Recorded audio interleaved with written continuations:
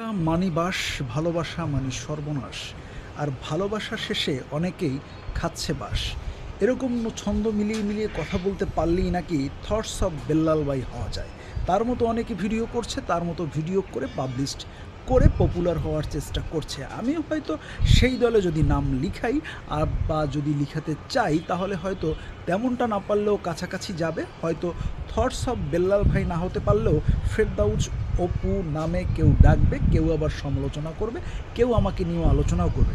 তবে সমালোচিত হতে যদি চান, তাহলে একটা বই লিখে ফেলতে হবে, যে বইয়ের দাম রাখতে হবে অল্প একটু ছোট পৃষ্ঠার বই, যেটার দাম রাখতে হবে ১,০০০ টাকা, যেটা নাকি থটস অফ বেল্লাল ভাই লিখেছে, যার কারণে সমালোচনার শিকার হচ্ছে। এই যে মহা জ্ঞানী জ্ঞানী কথাগুলো উনি বলেছেন, সেই কথাগুলো অনেকের ভালো লাগছে, যার কারণে ১,০০০ টাকা খরচ করেও অনেকে তার বই কিনছে।